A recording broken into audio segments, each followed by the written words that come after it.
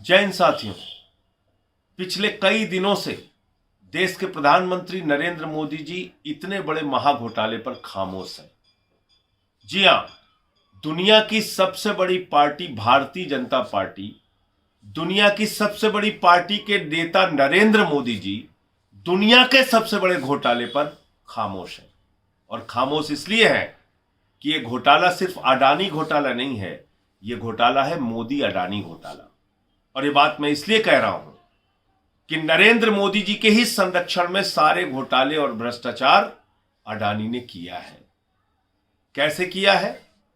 मोदी जी ने ही कोयला दिया, मोदी जी ने ही गैस दिया, मोदी जी ने ही बिजली दिया, पानी दिया, सड़क दिया, सीमेंट दिया, स्टील दिया, सी पोर्ट दिया, एयरपोर्ट दिया।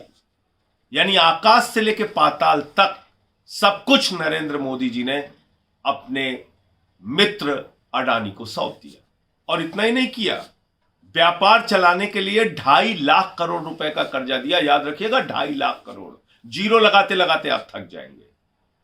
बेरोजगार को नौकरी नहीं मिल रही है, अगर वो अपना व्यापार करना चाहे तो उसको 2.5 लाख रुपए का कर्जा नहीं मिल सकता। गरीब को अपनी बेटी की शादी करनी हो तो 2.5 लाख का कर्जा नहीं मिल सकता। किसान को अपने फसल के लिए 2.5 लाख रुपए चाहिए तो नहीं मिल सकता, उसकी चप्पल घिस जाएगी 2.5 लाख रुपए लेने के लिए। लेकिन अडानी को नरेंद्र मोदी जी ने 2.5 लाख करोड़ रुपए का कर्जा दिया। इतना ही नहीं, जब व्यापार में घाटा होने लगा तो 84,000 करोड़ रुपए माफ किया। आपको सुनने में शायद गलती हो गई, 84,000 नहीं, 84,000 करोड़। आपका 84,000 का भी कर्जा माफ नहीं होगा, लेकिन अडानी को 84,000 करोड़ का कर्जा मोदी जी माफ कर देते हैं। अब कल्पना कीजिए कि एक व्यक्ति को अमीर बनाने के लिए क्या क्या नहीं किया हमारे प्रधानमंत्री नरेंद्र मोदी जी ने।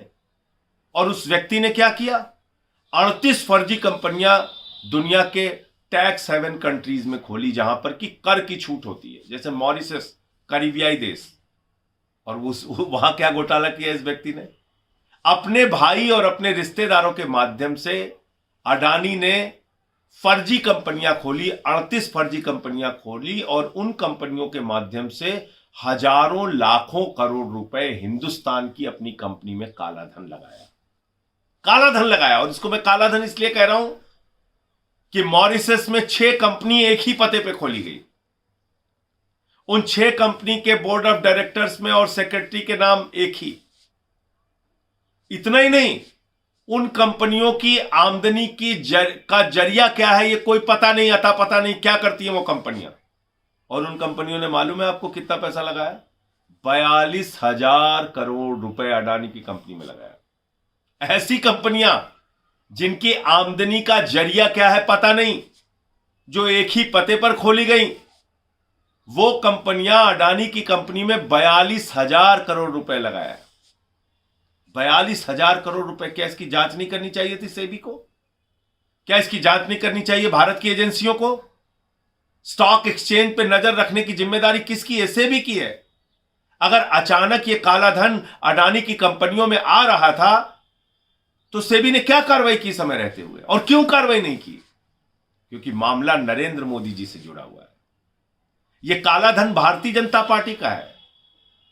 यह काला धन किसका है कैसे पता चलेगा? हम जेपीसी की मांग कर रहे हैं।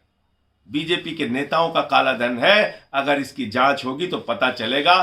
प्रधानमंत्री नरेंद्र मोदी से लेके तमाम केंद्रीय मंत्री और अधिकारी फंसेंगे। लाखों करोड़ रुपए विदेश से अडानी की कंपनी में लाया गया है। सेबी में कौन बैठा है मालूम है? अडानी का समधी। अडानी का समधी सेबी का अधिकारी है। कैसे कार्रवाई करेगा वो? कैसे कार्रवाई होगी? कैसे जांच होगी? आज बड़ा सवाल यह है। आज पूरा देश पूछ रहा है कि प्रधानमंत्री जी, एलआईसी में करोड़ों लोगों का पैसा डूब रहा है, एसबीआई में करोड़ों लोगों का पैसा डूब रहा है। वो सारे लोग चिंतित हैं, उनको जवाब चाहिए। क्योंकि आपके राज्य में यस बैंक का घोटाला हुआ, आपके राज्य में पंजाब नेशनल बैंक का घोटाला हुआ, आपके राज्य में कोऑपरेटिव बैंक्स का घोटाला हुआ, जिसमें हजारों करोड़ रुपए लोगों के डूब गए। और वो लूटने वाले लुटेरे कहां बैठे हैं? विजय माल्या कहां है? चिड़िया उड़ योजना के तहत हिंदुस्तान से भाग गया। ललित मोदी भाग गया, नीरव मोदी भाग गया, मेहुल चौकसी भाग गया, नितिन संदेशराव भाग गया, कल को गौतम अडानी भी भाग जाएगा, क्योंकि इसके एक भाई ने तो पहले से ही विदेश की नागरिकता ले ली है। तो आप मुझे बताइए, हिंदुस्तान के उन करोड़ों लोगों का क्या होगा जिन्होंने अपनी बेटी की शादी के लिए एलआईसी में पैसा लगा रखा है, जिन्होंने अपना छोटा सा घर बनवाने के लिए एलआईसी में पैसा लगा रखा है, जिन्होंने बुढ़ापे की पेंशन के लिए पैसा लगा रखा है, जिन्होंने अपने हेल्थ स्कीम के लिए, किसी बीमारी के लिए एलआईसी में पैसा लगा रखा है। क्या होगा उन लोगों का? ये सारा पैसा अगर डूब रहा है तो प्रधानमंत्री खामोश क्यों है? खामोशी की एक ही वजह है कि इस भ्रष्टाचार में प्रधानमंत्री नरेंद्र मोदी और उनकी पार्टी शामिल है। ये मोदी अडानी का महाघोटाला, इसलिए मैंने संसद में नारा लगाया था, मोदी अडानी भाई भाई, देश बेचकर खाई मलाई।